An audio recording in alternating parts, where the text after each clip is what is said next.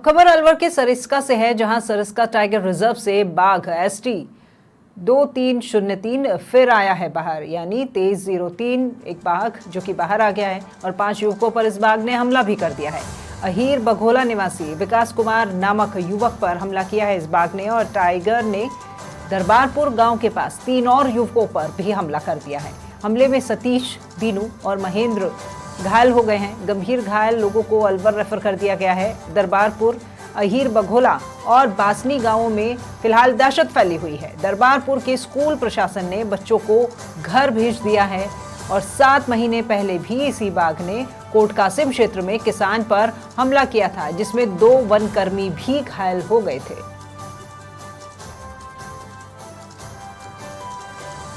आप ये देख सकते हैं पंजे के निशान बाघ के।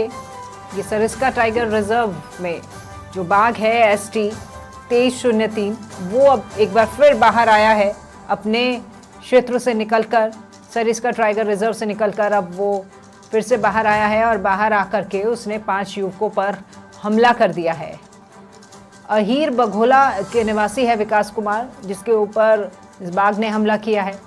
साथ ही साथ इस टाइगर ने दरबारपुर गांव के पास 3 और युवक थे जिनके ऊपर भी हमला किया है। और आपको बता दें कि इस हमले में सतीश, बीनू और महेंद्र घायल हुए हैं और गंभीर घायल लोगों को अलवर रेफर कर दिया गया है। दरबारपुर, अहीर बघोला और बासनी गांव में फिलहाल दहशत फैली हुई है, क्योंकि एक साथ 5 लोगों पर हमला किया है इस बाघ ने और लंबे समय के बाद एक बार फिर वो अपनी टेरिटरी से निकलकर, अपने क्षेत्र से निकलकर वो बाहर आया है। तो दरबारपुर के स्कूल में भी प्रशासन ने इस स्थिति को गंभीरता से देखा और बच्चे जो स्कूल गए हुए थे उन्हें तुरंत घर भेज दिया, यानी छुट्टी कर दी गई है बच्चों की स्कूल की।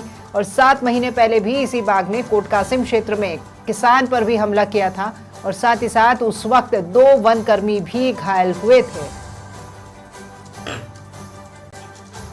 ज्यादा जानकारी के साथ सहयोगी दीपक शर्मा हमारे साथ फोन लाइन पर जुड़े हुए हैं। दीपक, ये बाघ लंबे समय के बाद में एक बार फिर अपनी टेरिटरी से निकलकर बाहर आया है और बाहर आते ही 5 लोगों को घायल कर दिया है। क्या अभी वन विभाग को इसकी सूचना दे दी गई है? जी, ये आज सुबह करीब 5 बजे की घटना है। इस बाघ में अहीर बघोल गांव के पास विकास कुमार एक युवक है, उस पर हमला किया। वो सुबह वो अपने भाई के साथ है बाइक लेकर आ रहा था, तो बाइक की रोशनी को देखकर बाघ भाग गया और उसने उस पे हमला करने की कोशिश की और फिर उसके बाद उसकी जो बाइक, वो गिरा बाइक के साथ, तो उसकी रोशनी पड़ी, उससे बाघ भाग गया।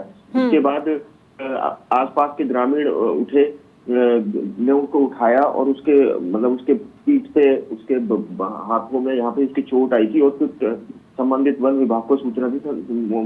वन विभाग की टीम मौके पर पहुंची और अभी उसको बाघ को ढूंढने का काम में लगी हुई है। सिर्फ एक ही युवक नहीं है दीपक, और दूसरे गांव में भी और 3 युवकों को घायल किया है, यानी अभी वो खुला है, बाहर घूम रहा है और ये जो है वहां पर मौजूद आसपास के गांव के जितने भी लोग हैं उनके लिए जरूर चिंता का विषय बन गया है।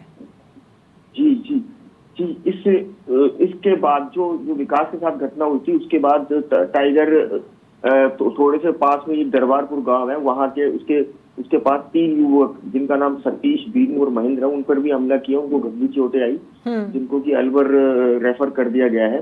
और आसपास के गांवों में बहुत ज्यादा दहशत फैल गई है और दरबारपुर के गांव में तो स्कूलों की छुट्टी भी घोषित कर दी थी, छुट्टी करके बच्चों को घर भेज दिया था। बिल्कुल, एहतियात बरतना बहुत आवश्यक होता है। और अब जैसा कि आप कह रहे हैं कि वन विभाग को भी सूचित कर दिया गया है, तो वन विभाग के द्वारा क्या कुछ अब कदम उठाए जा रहे हैं?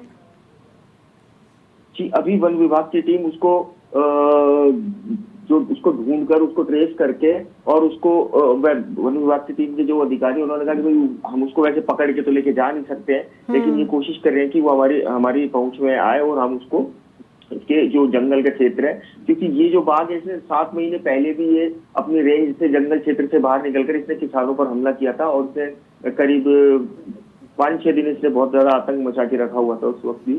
तो एक बार फिर वो अपनी टेरिटरी से निकला है। चलिए ठीक है, बहुत शुक्रिया दीपक आपका इस तमाम जानकारी के लिए।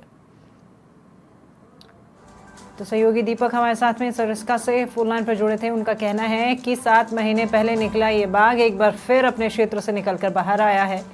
कई लोगों को घायल किया है और अब वन विभाग जो है वो इसे ट्रेस करने की कोशिश में लगा हुआ है। जैसे ही पता लगता है पिंजरा भी लगाया जाएगा और इसे वापस अपने क्षेत्र में भेजा जाएगा।